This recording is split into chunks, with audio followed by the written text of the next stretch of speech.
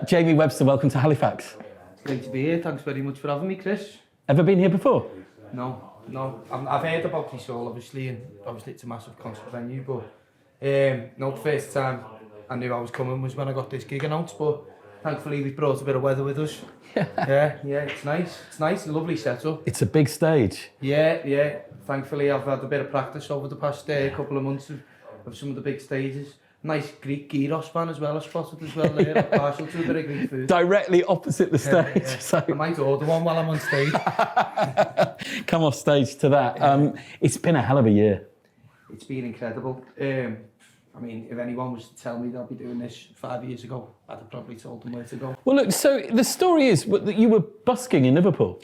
Yeah, well, when I left school, I was an electrician for 9 years, and it was only through, obviously, my connection with Liverpool FC that I started doing music that regularly, where I had to say to my dad, look, I'm not working for you anymore, which was only about 4 years ago, and since I released my first single in November 2019, it's been an absolute, just a roller coaster, really. What did your dad say to you when you said you were jacking it in? He was made up because I was probably a pain in the arse as a worker. I don't think I'm the best electrician in the world, do you know what I mean? Definitely not the best musician either, but... Hey, there'll be a lot of people in Liverpool, though, that will love saying, he did our wiring. Yeah. Well, it was towards the end where I'd start, because of the Liverpool connection, towards the end of the job, like, of working as an electrician, I was turning up at people's houses and you were going... Hang on a minute, you're not singing, aren't you? I'm going to have to stop this. Go on, do an alley for us. Yeah, but no, since all that, it's just been... you get up every day and you love what you're doing, and, you know, every day is different, and that's what's the beauty of it for me. It feels like this year has been particularly transformative for you. Definitely, I think it's finally come to terms in a lot of people's heads that I am not just the lad who done LA. There's a lot more to me than that, and you know, honestly speaking, Liverpool Football Club's about 5% of what I do now. Do you know what I mean? Yeah. It certainly doesn't pay the bills. Still get to the games? When I can, obviously, tours permitting, but yeah, it's a little bit different now going to games as well, because obviously you get recognised a little bit more, and so most of the time I go to the games, I've got a neck warmer and a woolly hat on. As a guy who came from such a grounding, you know, doing the electrician thing and then sort of getting into music, you know, you were a little bit older, you know, you're still very young. Yeah, but definitely. Do you think that has helped you appreciate the magnitude of what you're doing? Yeah, definitely. I think it also helped, I was able to grow up and find out who I was, you know, before I started releasing music in the world. And, you know, some of these kids now who are unbelievably talented, they get picked up at, 17? Yeah. They get a load of money thrown at them, they get a load of pressure thrown at them. And by the time they're 24, 25, they don't really know who they are or where they're going or what they're doing. And I think I've been so lucky to, work in the industry that I did beforehand, because I met so many different people, you know, on the building sites, and I was able to talk to them. I learned the value of a day's graft. I learned the value of £1 as well, do you know what I mean? And I think it just showed in my music, you know, the music that I wrote whilst I was on the sites, they're all real stories about real things that was happening to me and the people around me. And I feel like a lot of young musicians don't get that chance of life now before they start releasing music. So it's no wonder that they're a flash in the pan sometimes, because they haven't got a real story, or they haven't got a real identity to connect with. And I think that's where I've been so lucky, is that, you know, I lived amongst the working class, you know, for so long. I was ingrained in society just like they were. I've done the exact, you know, still am. And I just feel like it set me in such good stead for doing what I'm doing now. And like you say, you don't take any of it for granted, because I could be back on a building site at 6 o'clock in the morning, do you know what I mean? Not going to happen anytime soon. The shows you're playing are massive. It's I'm just so grateful to have the supporters that I've got, because it's only now, obviously, like that, you know, thankfully, you know, we're getting support from radio stations and stuff like that. Earlier on, it was very much, you know, we had to do it organically. We had to get the message out there of what the music stood for and who it represented. And we had to show that at the gigs and build it. And that music, you represent the disenfranchised? Yeah, I think, you know, Voice for the Voiceless is pretty much a good summary of what my music is and what my message is, do you know what I mean? And what I aim to do with my music. It's to give people, you know, and it's not just, I wouldn't say it's even, I think so many people feel disenfranchised now. I think the majority of people are disenfranchised in today's society. I think a lot of us feel like we're just, you know, we're here to accept our circumstance and just try and make the best of it instead of actually making a change for the better. It's not just social commentary though, is it? There is a real sense of hope in the music you write. Of course. You know, what I try and do in my songs is always, if I'm hitting a certain topic, I always try and give a solution within the song at the same time. So I'm documenting the problem, but you know, it's even just in like first album stuff like Stop Living Blind. You don't have to, you know, the television and what you're seeing on your reality TV shows and everything else. That is what's blinding you. Do you know what I mean? So there's always a little anecdote of what you could do to make yourself a little bit happier, or what I do to make myself happier somewhere along the line.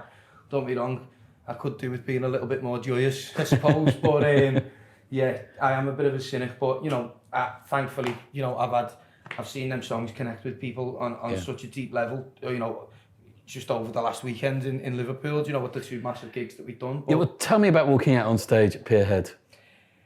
It's only just coming back to me. I mean, I don't drink or anything like that. I'm you know, I try and savour the moment on stage as much as I can. But I felt somewhere else. You know, as I was, you know, walking onto the stage. Describe it. Go on. Just take yourself back there. It's so hard to describe. It's higher than any drug or alcohol can ever take you, and I was just smiling, you know, the whole time, and it's still never ever, like I've done the arena in my own time, but to walk out in between the River Mersey and the Liver Birds and that actual, you know, bit of land that the crowd was stood on, I've walked that so many times over my life at different, like I walked it with my nan and granddad, my mum and dad, walked it with my mates when we used to go to town at 13, 14, and I'll walk it with my dog and my fiancée on a Sunday morning if I'm ever, you know, round about town, and it's just such a iconic spot, you know, on Liverpool's, you know, massively famous waterfront, that like, it was a pinch yourself. It was just like, really, like, you know, when I was up there, I was like, I can't believe I'm here, sort of thing. And, you know, the crowd just the way that they turn out for me, I feel like the luckiest lad in the world when I'm on stage. At one point, you virtually had to stop, didn't you? Because the crowd were joining in so much. Yeah, I am so thankful that the crowd were doing that. And, like, you know, I always give them that moment in the gig where I, you know, big it up and tell them to do it louder, and I dance around on the stage and really bring it out to them so that we can have that moment. But I don't want it in between every song and during every song. What I ended up saying was this place here where we're at now, politics can't touch us. We're in a ulterior state really here, you know, we're in a place of just love and energy really. What a moment. It was amazing I never thought I'd have to actually calm my crowd down with something like that, you know what I mean? Because, you know, the rowdier the crowds normally, the better. But it was, they're a loyal bunch, and they live by the words in my music, and I know they do, and like they make me feel so special. So it wasn't a dig at them. It was just I needed to get my thoughts together to play the next song. It wasn't anything like that. But yeah. Can it get any bigger? I'll try and take it there. Do you know what I mean? Always. You know. The Beatles come from my city, do you know what I mean? And they went the biggest band and the best band to ever exist. So, you know, I'm going to keep I'm not saying I'll ever get there. I don't think anyone will ever get there, do what they did. But I've got big shoes to fill, and I'm just going to try my best to fill out them, you know, size 15s or whatever they are, do you know what I mean? What left behind. What's your ultimate ambition? To do what I'm doing in Liverpool, up and down the country and in different countries. Obviously, I know, look, I'm a realist, do you know what I mean? It's you know, it's going to be hard for me to achieve that, especially at 29 already.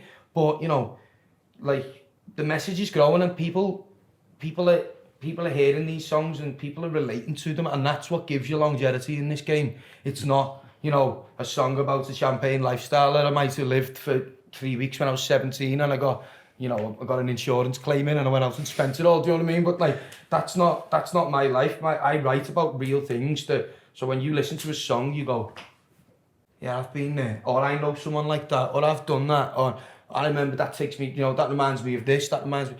It's about being relative, and you know, look at Bob Dylan, do you know what I mean? I only went to see him in Amsterdam a couple of months ago, and the guy's 80 years of age, and, you know, there's people young and old hanging off every single word that he sings, do you know what I mean? And that's I feel like if you've got stories that bear relevance to real life, I feel like that, you know, look at Sixto Rodriguez, do you know, God, he come on the scene at 70, after 2 albums in 71 and 72, you know, almost 50 years later. It was incredible story. So there's nothing that's ever going to stop me from doing it, you know, but we'll see where it goes. As long as people are singing my songs back to me, you know, during the gigs, that's more than you can ever ask for, and that's the height that like I chase. Do you know what I mean? It's that connection with.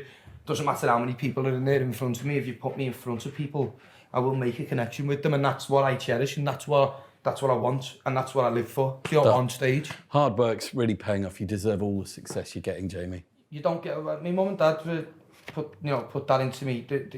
They're actually not too political. My mum and dad, believe it or not, the politics is something that I sort of found through looking at the circumstances of my mates, because I'm not the type of person I'm not going to sit here and say I've come from nothing. I was dragged up by my mum and dad worked their asses off so that I could have what they didn't have when they were younger, do you know what I mean? And I'm so grateful for that. But they've always taught me, look, no one's going to give you anything. Doesn't matter if it's Labour, the Tories, whoever it is, no one's going to give you it. You've got to go and get it. You get out of life what you put in. And that's why I work as hard as I can, and I take the work ethic from the sites and put it into this industry, and it's paying off now. Have you bought mum and dad anything nice since you've been signed? I actually took my mum to see Elton John in the box. I got a private box in the arena in Liverpool for Mother's Day. That was a nice thing, and you know, I've got me because of my Liverpool connection. You know, my dad's a massive Red, so I've got him to meet all of his heroes from way back when, and you know, hopefully one day I'll have enough money to buy them a nice house somewhere. But you know, or the football club. Well, or the football club, yeah. I mean, I wouldn't put my dad in charge of the football club, would be murder. But, you know, honestly, like, they know how grateful I am. They're coming down tonight to be here within the hour.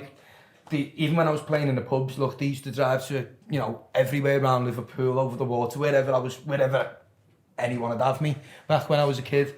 And they still do it now. Do you know what I mean? They're here today. They're at Transmit on Sunday. They love it. Do you know what I mean? They're very proud, and I'm made up to be able to share all these experiences with them. Have a great show tonight, Jamie. Thanks very much, Chris. Nice one. Star. Cheers, dude. See you down the front. Definitely.